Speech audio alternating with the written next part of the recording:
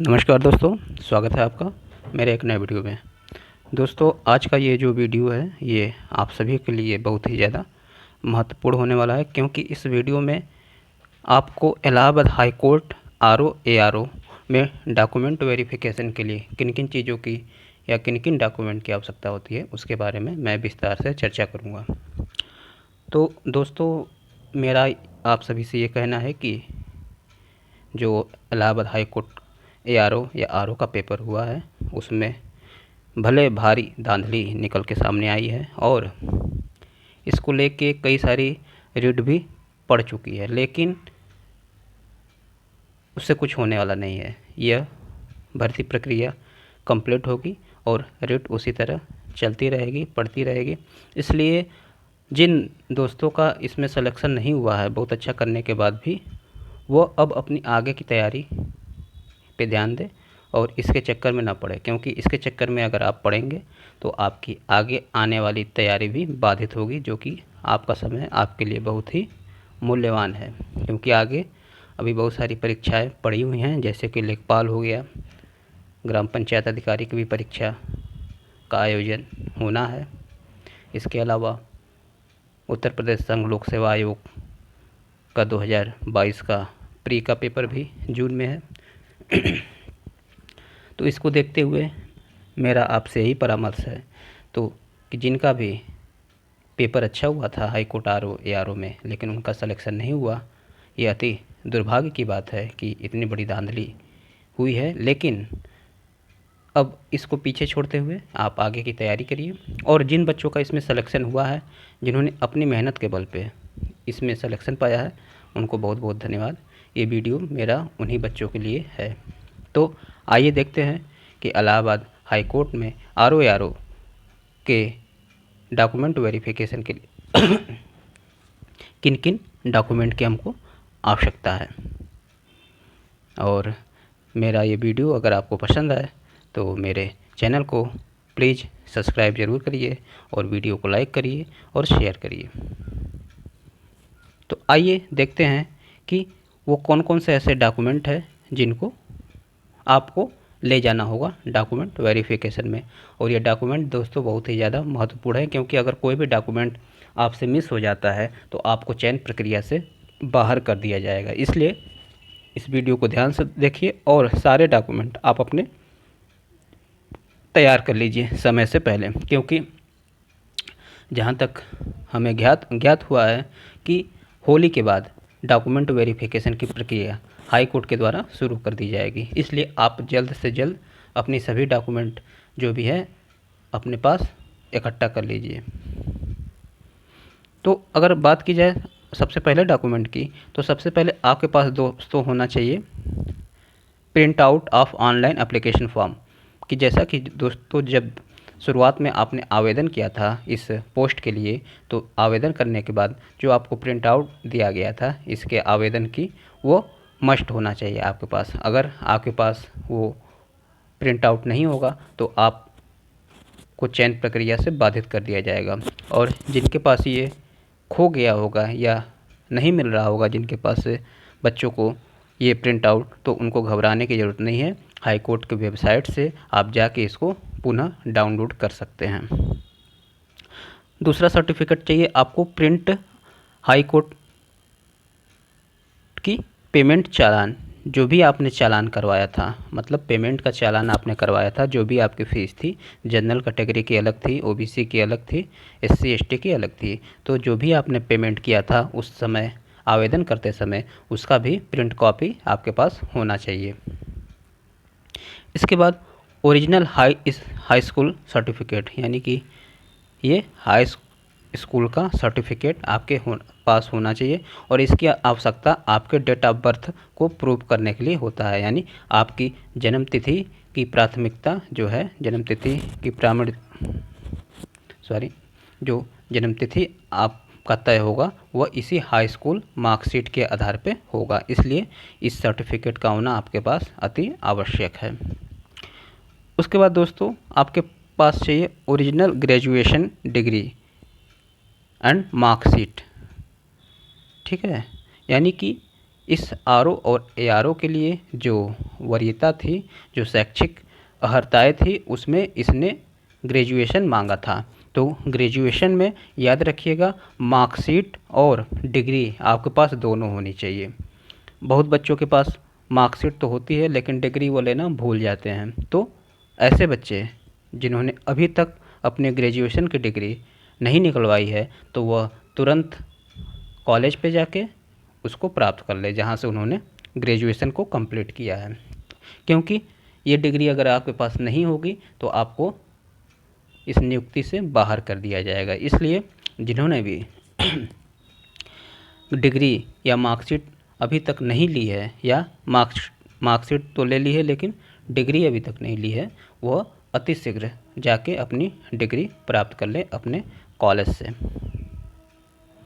इसके बाद आइए बात करते हैं अगले डॉक्यूमेंट की। तो इसमें एक होना चाहिए ओरिजिनल कास्ट सर्टिफिकेट, यानी कि जो जातीय प्रमाण पत्र है वह होना चाहिए, जो कि 6 माह से ज़्यादा ना पुराना हो, यानी कि 6 मंथ से ज़्यादा पुराना न हो उनका जाति प्रमाण पत्र।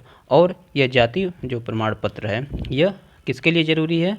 ओबीसी, एससी और एसटी, यानी इन्हीं 3 के लिए यह जाति प्रमाण पत्र ज़रूरी है। अदर जो जनरल के हैं या फिर जो अदर स्टेट के हैं उनके लिए जाति प्रमाण पत्र की कोई आवश्यकता नहीं है। और जाति प्रमाण पत्र में भी दोस्तों एक बात ध्यान देने वाली है कि जाति प्रमाण पत्र 2 तरीके से जारी होता है, एक तो केंद्र सरकार करती है और एक राज्य सरकार करती है। तो जिनके पास भी अगर केंद्र सरकार का जाति प्रमाण पत्र है किंतु राज्य सरकार का अगर नहीं है तो वह यथाशीघ्र राज्य सरकार का जाति प्रमाण पत्र बनवा लें, क्योंकि उनको जो आरक्षण का लाभ मिलना है वह राज्य सरकार के जाति प्रमाण पत्र पर ही मिलेगा, न कि केंद्र सरकार के। क्योंकि दोस्तों केंद्र सरकार में कुछ ऐसी जातियां हैं जो राज्य सरकार के अंतर्गत एससी में आती हैं, लेकिन अगर आप केंद्र सरकार में जाएंगे तो वह जातियां आपको ओबीसी में मिलेंगी। तो इसलिए अगर आपको आरक्षण का लाभ लेना है तो आपको राज्य सरकार के द्वारा जारी जो जाति प्रमाण पत्र है उसको लेके जाना होगा।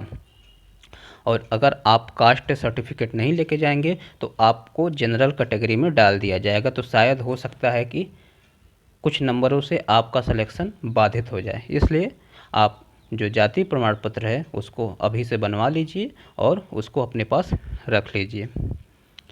इसके बाद जो हमारा अगला सर्टिफिकेट है वो कंप्यूटर नॉलेज का सर्टिफिकेट है। जैसा कि आपको विज्ञप्ति में भी बताया गया था कि आपके पास या तो CCC का सर्टिफिकेट होना चाहिए या फिर O लेवल का सर्टिफिकेट होना चाहिए जो कि नीलीट या डोएक के द्वारा प्रदान किया गया हो, या फिर आपके पास डिप्लोमा या डिग्री होना चाहिए कंप्यूटर साइंस की, जो ग्रेजुएशन में एक सब्जेक्ट होता है कंप्यूटर साइंस, उसकी डिग्री या डिप्लोमा होना चाहिए। तो इन तीनों में से अगर कोई भी एक आपके पास है तो आप एक को ले सकते हैं, तीनों को लेने की आवश्यकता नहीं है। अगर तीनों किसी के पास है तो तीनों को लेने की आवश्यकता नहीं है, किसी तीनों में से एक सर्टिफिकेट को आप ले सकते हैं। इसके बाद आपका ओरिजिनल डोमिसाइल सर्टिफिकेट होना चाहिए, यानी कि निवास प्रमाण पत्र। आपकी निवास की जानकारी के लिए ये निवास प्रमाण पत्र की आवश्यकता पड़ती है, तो आपको उसकी ओरिजिनल कॉपी आपके पास होनी चाहिए डोमिसाइल सर्टिफिकेट की।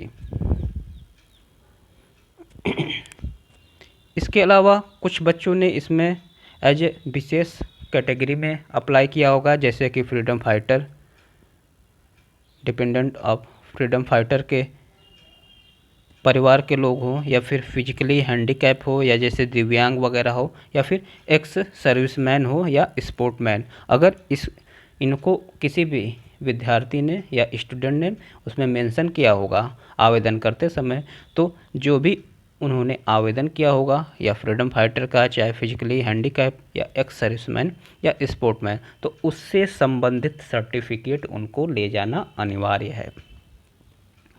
तो दोस्तों बात समझ में आ गई कि इन चारों में से जिन्होंने मेंशन किया होगा इसको अपने आवेदन पत्र में, उसको संबंधित चीज़ों का सर्टिफिकेट ले जाना अनिवार्य होगा। अगर वो सर्टिफिकेट नहीं ले जाते हैं तो उनको परीक्षा से यानी सॉरी उनको इस नियुक्ति से बाहर कर दिया जाएगा।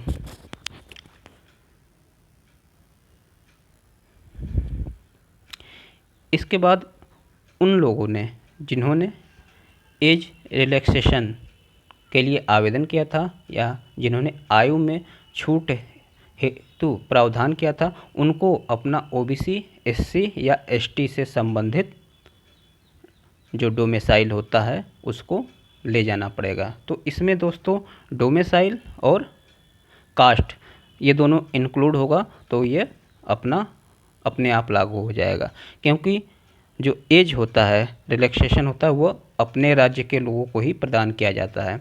तो डोमिसाइल लगने से और जाति प्रमाण पत्र लगने से ये बात क्लियर हो जाएगी कि आप ओबीसी में हैं, एससी में हैं या एसटी में हैं। जनरल वालों के लिए इसकी कोई आवश्यकता नहीं है, यानी या अदर स्टेट के वो बच्चा हो या फिर जनरल कैटेगरी का हो तो उसके लिए इसकी कोई आवश्यकता नहीं है, क्योंकि उनको आयु में छूट नहीं प्रदान की जाती है। आयु में छूट केवल ओबीसी, एससी और एसटी के कैंडिडेट को मिलती है।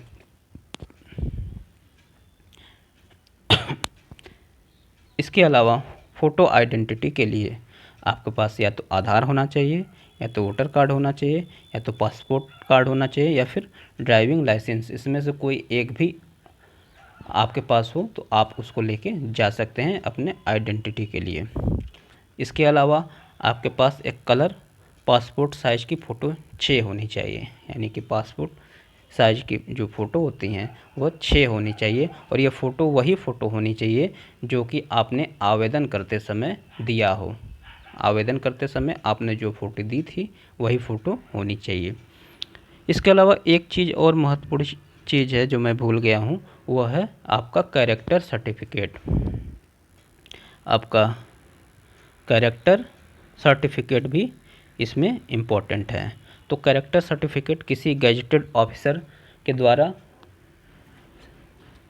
सिग्नेचर होना चाहिए, उस पर वह मान्य होता है। तो ऐसे गैजेटेड ऑफिसर आप अपने आसपास अगर कोई है तो उनसे बनवा सकते हैं, या फिर आपके माता पिता अगर कोई सर्विस करता है तो उनके थ्रू भी आप कैरेक्टर सर्टिफिकेट बनवा सकते हैं, क्योंकि उनके विभाग में भी जो गैजेटेड ऑफिसर होंगे वो इस पर सिग्नेचर कर सकते हैं।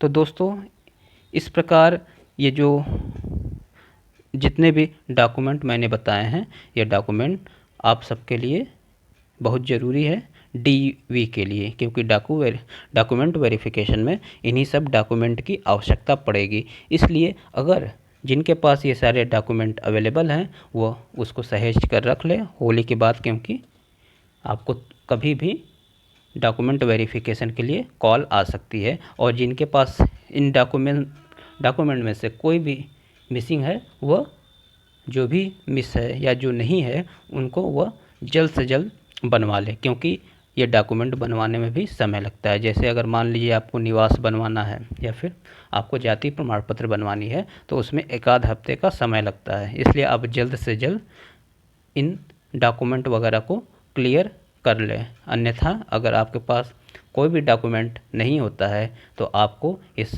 भर्ती प्रक्रिया से बाहर रहने का खामियाजा भुगतना पड़ेगा। तो दोस्तों मुझे आशा है कि मेरा वीडियो देखने के बाद आपको पता चल गया होगा कि हमें किन किन डॉक्यूमेंट की आवश्यकता है। अगर वीडियो आपको अच्छा लगे तो इसको लाइक करिए, मेरे चैनल को सब्सक्राइब करिए और शेयर करिए। बहुत बहुत धन्यवाद।